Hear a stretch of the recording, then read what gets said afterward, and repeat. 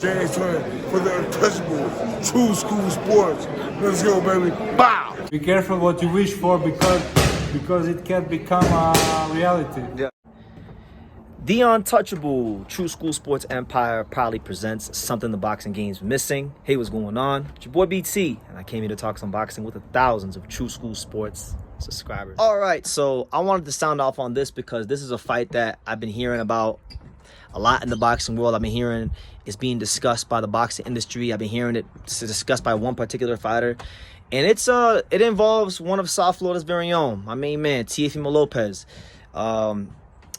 Right now, he's plotting his next move, and it's been widely discussed that, a move to welterweight could be in the works. A potential fight for the WBO title against the newly crowned WBO champion, Brian Norman Jr., could be in the works. And to me, that's an extremely interesting fight. Why? Because I'm not a prisoner of the moment, right? Now, I like Brian Norman Jr., and I recognize the absolute masterclass performance he put on against Giovanni Santillan. One of the most electrifying performances of the year. He violated Santillan, and Santillan's career may never, ever be the same again, But before that, he was having some pretty lackluster performances against Janelson Figueroa and Quentin Randall, and he was on the verge. Really, I think had he lost against Santillan, he was gonna get cut by Top Rank. That's my belief, but we'll never know because he didn't lose to Santillan. So when I see Brian Norman Jr., I see a guy that's kind of been a bit of Jekyll and Hyde. Doesn't look very good sometimes. Sometimes look like $1 million. Now the Teo fight is interesting because it's a chance for Brian Norman Jr. to really make a bigger name for himself in boxing, because Teofimo Lopez is one of the names around his weights. And for Teofimo Lopez, it would be a unique opportunity for him to become a 3-division world champion by 26 years old, which to me would be special. It'd be absolutely special.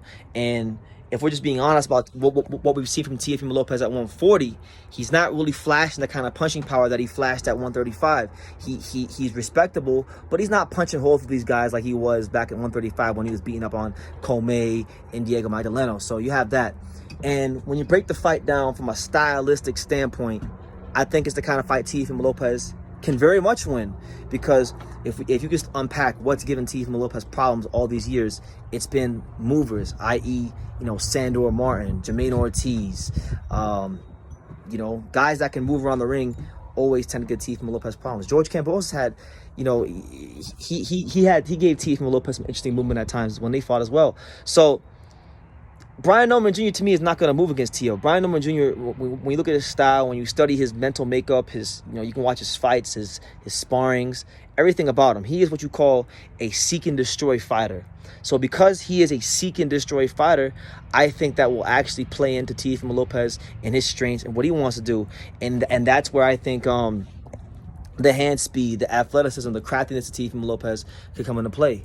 Now, the question will be from the Teofimo Lopez side of things, if they do fight for the title, is Teofimo Lopez, does he have the durability to take a punch from a full-fledged, explosive welterweight fighter like Brian Norman Jr.? If the answer is no, it's gonna be a really hard fight for him to win. It could be a very bad night for him, as it was with Giovanni Santillan. If he can take that punch and he has the durability and he has the wherewithal to continue to go forward after Norman touches him with real power, then it could get very bad for Norman, because I think in that particular fight, and maybe I'm wrong, maybe Norman will show me something different on that night that he hasn't shown yet in his career, but based on what we've seen, Teofimo Lopez is the better mover. I think I think he could use his legs. I think he could, box well against Brian Norman Jr., because Brian Norman Jr. is going to be looking to be the bigger man and seek and destroy him.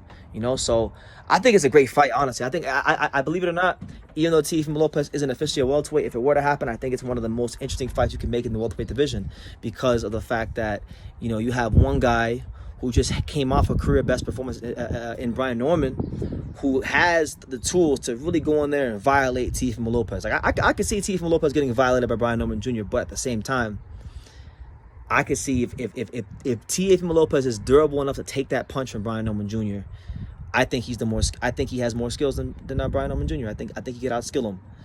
So it's going to be a battle of skill versus strength and will. Can Teofimo Lopez outskill and outwill the bigger, stronger man than Brian Norman Jr.? And can Brian Norman Jr. impose himself on Teofimo Lopez and show that Teofimo Lopez does not belong, his little ass does not belong at 147?